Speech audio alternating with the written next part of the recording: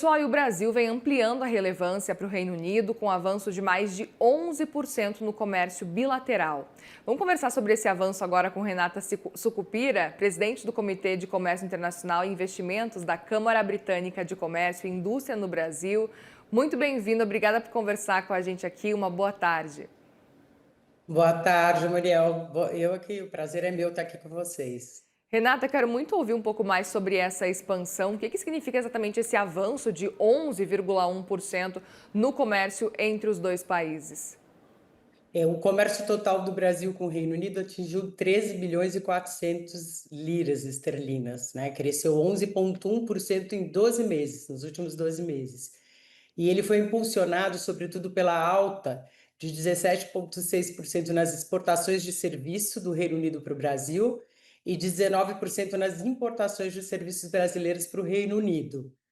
Os setores que puxaram essa alta, aqui só para já entrar neles, foram os de serviço, financeiro, transporte e viagens. Justamente para te perguntar, Renata, diante desse cenário, um pouco de se esse resultado acaba surpreendendo e é resultado do que isso? A gente tem visto um esforço por parte do Brasil para ampliar negociações, principalmente depois do que aconteceu com os Estados Unidos, e ampliar mercados também. Isso vem acontecendo já ao longo dos últimos anos ou a gente pode destacar que foi um esforço principalmente aí nos últimos meses? Foi nesses últimos 12 meses, sim, e com certeza o novo, né, o novo desenho da geoeconomia aqui e a necessidade de diversificar tanto os fornecedores quanto os clientes fez com que o Brasil ficasse mais aberto, né? Então, esse crescimento de 11% no volume de negócios entre o Brasil e o Reino Unido também evidencia uma retomada da confiança mútua, né? E essa diversificação crescente da agenda bilateral, porque o interesse passou só das commodities, que era da parte do Brasil, e começou a ir para o lado dos serviços e produtos de maior valor agregado.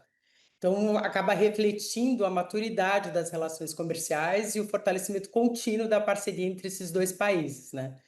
E também acreditamos que isso tudo foi impulsionado por um ambiente regulatório mais favorável. Nós tivemos mudanças, como a nossa legislação de transfer pricing, que agora está de acordo com as normas da OCDE.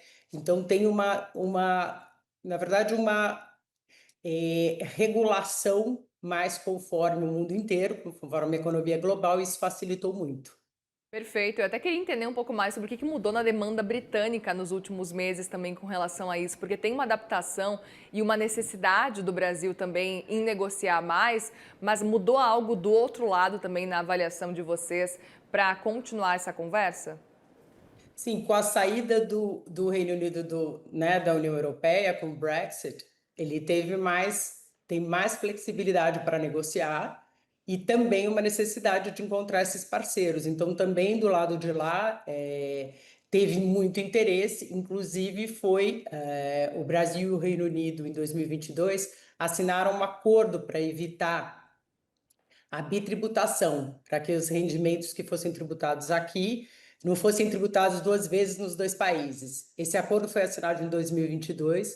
O Reino Unido já ratificou, né, o Congresso já ratificou, e a gente está esperando o Brasil, que não tem previsão ainda de ratificação, para que ele possa ser colocado ser aplicado. E a partir do momento que ele for aplicado, a gente ainda vê um maior desenvolvimento e um aumento dessa relação.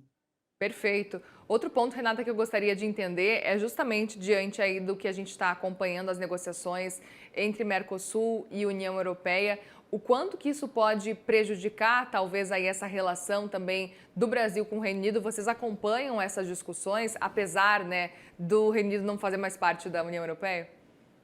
Sim, o volume, o acordo União Europeia-Mercosul é um acordo de dimensões que não podem ser desconsideradas por ninguém, né? Ele vai mexer com um volume enorme, então o Reino Unido, a gente tem que acompanhar isso, inclusive a gente vai ter um evento amanhã na Câmara Britânica para falar sobre isso, sobre as tratativas, sobre o que está acontecendo, e ele também é muito relevante para a gente trabalhar em conjunto ou ficar de olho nas relações, né? O que não vai estar lá, o que vai estar lá, para a gente selecionar, né, os segmentos que a gente vai caprichar mais nesse acordo bilateral. Perfeito. Queria até entender um pouco sobre quais são as dicas que você poderia passar para as empresas brasileiras que pensam em exportar realmente os serviços para o Reino Unido. Tem alguma recomendação prática que vocês fariam ainda mais diante desse cenário? Sim, as empresas brasileiras podem, inclusive, nos contactar. A Câmara Britânica serve, né? Ela é esse fórum, principal fórum de articulação e advocacy, né? A gente promove debate empresarial, conectamos atores dos dois países, a gente pode ajudar a encontrar atores interessados, ou clientes, ou fornecedores, a gente destaca as oportunidades e trabalhamos também pela melhoria do ambiente de negócios, né? E também com um enfoque muito grande no ESG e no investimento responsável. Então, ao procurar a Câmara Britânica, a gente direciona, inclusive dependendo do setor ou do interesse, a gente pode ajudar nessa exportação, inclusive pensando em formas de financiamento e de presença no Reino Unido, tanto do Reino Unido para cá, quanto de lá, daqui para o Reino Unido.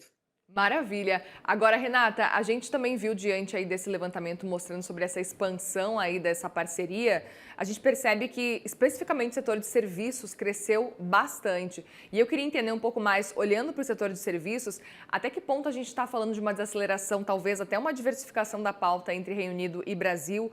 Talvez aí um movimento de não só exportar commodities ou manufaturados nessa relação bilateral e talvez agora um foco maior no setor de serviços. Explica pra gente o que está acontecendo com essa mudança nessa relação comercial especificamente. É exatamente o que você antecipou, assim, os serviços, né, na pauta dos 5 principais produtos, falando de produtos não só de mercadoria, de produtos lato sensu, 4 deles são serviços. Então, o serviço realmente o foco e aí é onde fica muito importante o acordo para evitar a dupla tributação, porque o serviço tem uma carga, a importação de serviços no Brasil tem uma carga muito grande. Então, a gente precisa desse acordo, a relevância desse acordo é muito grande para estimular mais ainda. Mas é com certeza o setor que mais cresce e é esse de tecnologia, de intercâmbio de energias renováveis. Então, esse setor, tanto de um lado quanto do outro, a gente mesmo, com os minerais, cada um com as suas peculiaridades, tem prestado, né, muita atenção para os serviços e onde tem se desenvolvido mais. Então, a importância desse acordo é muito grande, a gente tem feito um esforço muito grande para conseguir que ele seja ratificado pelo Brasil. Muito legal. Renata Sucupira, presidente do Comitê de Comércio Internacional e Investimentos. Obrigada mais uma vez por conversar com a gente aqui e volte sempre, viu, aqui no CNN Money. Sempre muito Obrigada. bem-vinda. Obrigada pelo convite. Boa tarde a Obrigada, todos. boa tarde e boa semana.